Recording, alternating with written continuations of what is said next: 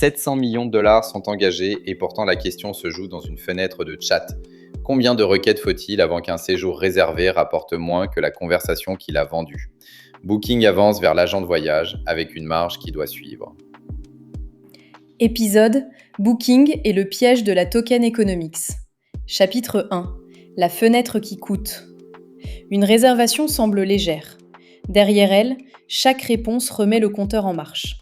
Un voyageur ouvre l'application un dimanche soir. À Lisbonne, il cherche un hôtel pour sa famille, affile les dates et pèse un petit déjeuner contre l'annulation gratuite. Sur un site web classique, ces gestes déclenchent surtout des pages déjà préparées et des appels à une base de données. Avec un assistant agentique, l'échange peut mobiliser un modèle et plusieurs outils, puis reprendre au moindre détail nouveau. L'écart d'échelle est brutal. La réservation reste une transaction de quelques minutes, mais la machine peut consommer du calcul à chaque hésitation. Glenn Fogel, le dirigeant de Booking Holdings, a expliqué dans un entretien à No Priors que l'économie des tokens soulevait de vraies questions de retour sur investissement pour l'expérience agentique. La même source rapporte plus de 700 millions de dollars consacrés aux investissements technologiques et d'intelligence artificielle du groupe. Ce montant finance une ambition, rendre la planification plus fluide, notamment avec Penny, l'assistant de Priceline, filiale de Booking Holdings. L'idée forte n'est pas que l'IA serait trop chère par nature. Elle change l'unité économique. Le web amortit son interface sur des millions de visites. Un agent fait naître une facture variable au rythme de chaque dialogue. Or, Booking vit surtout de la commission versée par les hébergeurs et les partenaires lorsqu'une réservation aboutit. Si le coût de servir un client grimpe avant la réservation, la marge ne disparaît pas à la signature. Elle a déjà été entamée dans la conversation. Le vrai dilemme n'oppose donc pas une vieille interface à une expérience moderne. Il oppose deux promesses de marge. La première est prévisible, car l'essentiel du parcours est standardisé.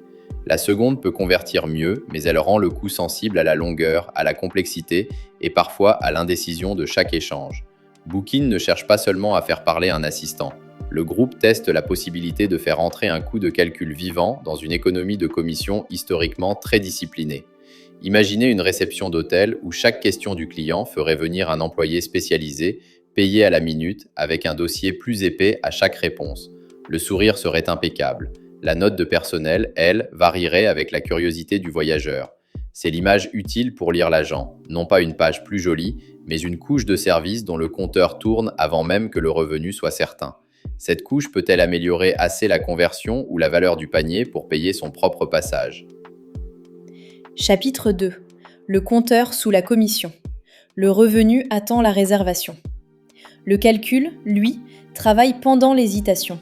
La token economics n'est pas un débat de spécialistes du modèle, c'est une question de coût marginal. Une page de résultat, une fois construite, sert à très grande échelle avec une dépense additionnelle faible par consultation. L'agent ne remplace pas seulement cette page, il interprète une demande ambiguë, choisit des outils, lit leurs retours et produit une réponse adaptée. Ce parcours peut être court ou devenir une spirale de précision. Le point de départ financier est simple, une commission n'est encaissée que si le voyageur réserve. Le coût de calcul, lui, apparaît aussi lorsque le voyageur compare, sollicite un itinéraire, puis abandonne son parcours. Une entreprise peut accepter ce coût si l'agent augmente la part de cession qui se termine en réservation, réduit les demandes coûteuses au service client ou déplace le client vers une offre où la commission est meilleure. Mais ces gains doivent être mesurés par cohorte, pas racontés à partir d'une démonstration élégante. Le piège vient du mélange des moyennes. Un coût moyen par conversation peut paraître raisonnable tout en cachant une longue traîne. Les utilisateurs les plus indécis, les dossiers familiaux, les changements de dernière minute et les requêtes mal formulées. Ce sont souvent les conversations les plus longues, pas nécessairement les plus rentables. Une marge transactionnelle peut alors financer un concierge numérique pour des visiteurs qui ne paieront jamais. Selon No Priors, Glenn Fogel ne présente pas ce sujet comme un détail d'optimisation, mais comme une question de retour sur investissement. C'est un signal de gouvernance. Tant que l'IA est un projet isolé, sa facture paraît appartenir à la technologie. Dès qu'elle sert de porte d'entrée vers l'inventaire, elle relève des mêmes exigences que l'acquisition, le paiement ou le support. La marge après service, éclairée par le revenu incrémental et les abandons. Il faut aussi séparer le prix des tokens de leur consommation. Une baisse tarifaire des fournisseurs de modèles peut aider, mais elle ne garantit rien. Si une interface plus permissive entraîne davantage de questions, d'outils appelés et de contextes conservés, le volume consommé peut croître plus vite que le prix unitaire ne baisse. La réduction du coût de l'inférence est alors absorbée par un usage plus généreux. C'est un effet de rebond, pas une victoire automatique. Sur le tableau de bord d'un directeur financier, l'agent ne devrait donc pas apparaître comme une ligne d'innovation. Il doit être lu comme un canal à coût variable, avec ses sessions gratuites, ses clients rentables et sa longue traîne. humaine. La bonne unité n'est pas le coût moyen du modèle, c'est la marge incrémentale par réservation attribuable à l'agent après tous les appels qu'il a provoqués. Mais si l'agent devient l'entrée du voyage, qui possède encore le client au moment décisif ? Chapitre 3. La relation que l'agent déplace. Un bon conseil rassure. Il peut aussi faire oublier qui tenait la vitrine. Booking a bâti sa puissance sur une rencontre organisée entre une demande et un vaste inventaire. La marque, l'interface, le paiement et les règles de réservation composent une relation directe avec le voyageur. Un agent peut renforcer cette relation s'il reste dans cet environnement et s'il rend l'inventaire plus intelligible. Penny illustre cette ambition. D'après No Priors, Priceline utilise cet assistant pour aider à planifier le voyage. Mais l'agent ouvre aussi une voie de substitution. Si le voyageur prend l'habitude de formuler son besoin auprès d'un assistant généraliste, celui-ci peut comparer plusieurs fournisseurs et reléguer Booking au rang de source d'offres parmi d'autres. La pression concurrentielle n'est pas seulement frontale, c'est une substitution de l'interface de découverte. Un produit différent répond aux mêmes besoins, choisir et réserver sans friction. La différence se mesure au coût de sortie. Une alliance avec un fournisseur de modèles peut se défaire contractuellement. En revanche, un parcours Booking qui retient les préférences de voyage, les conditions de remboursement et l'historique du service rend la sortie moins simple pour le client comme pour l'entreprise.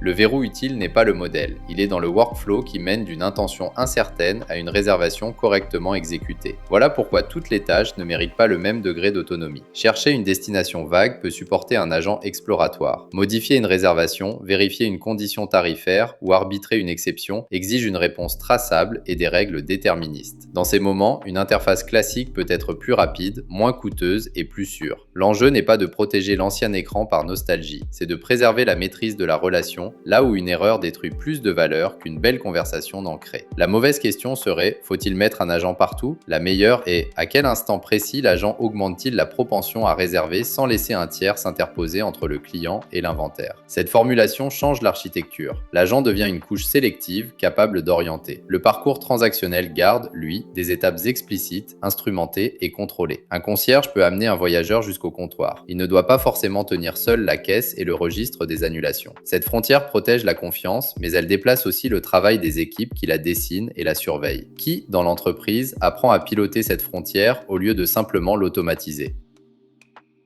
Chapitre 4. L'organisation derrière l'agent. L'automatisation ne retire pas le travail. Elle change l'endroit où il se cache. La question humaine n'est pas un supplément moral au dossier financier. Un agent de voyage utile doit connaître les politiques commerciales, les cas d'exception, les limites de ses outils et le moment où il faut transmettre à une personne. Chaque erreur d'orientation peut créer une charge de support, une compensation ou une perte de confiance. Les économies affichées à l'entrée peuvent réapparaître par la porte du service après-vente. Glenn Fogel insiste, selon No Priors, sur l'importance de la requalification des employés face au risque d'automatisation. Ce mot recouvre une décision très opérationnelle. Les équipes ne doivent pas seulement apprendre à écrire de meilleures instructions, elles doivent cartographier les cas où l'agent peut agir, définir les preuves qu'il doit produire, examiner les échecs et ajuster les règles commerciales. Ce sont des fonctions de contrôle proches de l'exploitation, pas un atelier créatif isolé. Le coût humain se lie donc dans la structure de responsabilité. Si l'on réduit le support sans construire une équipe capable d'observer les erreurs de l'agent, le système transfère les cas simples à la machine et concentre les cas pénibles sur les humains restants. Le résultat peut être un service plus difficile à opérer, avec moins de mémoire métier disponible au moment où sa valeur atteint un sommet. La scène suivante le rend tangible. Une cliente demande si une chambre est accessible à un parent à mobilité réduite. L'agent répond avec assurance à partir d'une description incomplète. À l'arrivée, l'ascenseur est hors service et la chambre ne convient pas. La dépense de token était minuscule. Le coût réel se transforme en nuit à reloger, appel au support et confiance perdue. La qualité n'est donc pas seulement une propriété du modèle, elle dépend de la chaîne de validation qui entoure sa réponse. Pour un dirigeant, la requalification doit suivre les flux de marge. Les experts des tarifs et des exceptions doivent être rapprochés de ceux qui conçoivent les parcours, car ils savent où la promesse commerciale peut se rompre. De leur côté, les équipes de données mesurent les abandons, les reprises par un humain et les compensations liées à une réponse agentique. On ne juge pas l'automatisation à la quantité de texte produite, mais à la part de problèmes définitivement résolus sans coût caché. Cette discipline ne ralentit pas l'innovation. Elle évite de confondre une réponse plausible avec une transaction fiable. Et elle prépare l'arbitrage le plus concret. À quel moment faut-il couper le dialogue et rendre la main à une interface prévisible ? Chapitre 5. Le droit de se taire. L'agent gagne lorsqu'il éclaire le choix. Il perd lorsqu'il facture l'hésitation. La grille à emporter tient dans une question. L'agent crée-t-il un revenu ou seulement une conversation? Une recommandation complexe peut justifier du calcul si elle fait émerger une réservation qui n'aurait pas existé. Plus les règles sont stables, plus une interface déterministe est souvent préférable. Si l'agent déplace le client hors du parcours propriétaire, son aide peut coûter une part de pouvoir de négociation. Et une erreur anodine dans l'inspiration coûte cher dès qu'elle touche au paiement, à l'accessibilité ou à l'annulation. Cette grille ne demande pas de choisir une fois pour toutes entre chat et écran. Elle impose de donner à chaque étape son mode d'exécution. L'agent explore, synthétise et aide à formuler une intention. L'interface structurée confirme, affiche les conditions et verrouille l'acte transactionnel. Entre les deux, l'entreprise mesure le coût complet de la session jusqu'au dernier échange de support et à la compensation éventuelle. C'est ainsi que les 700 millions prennent leur sens.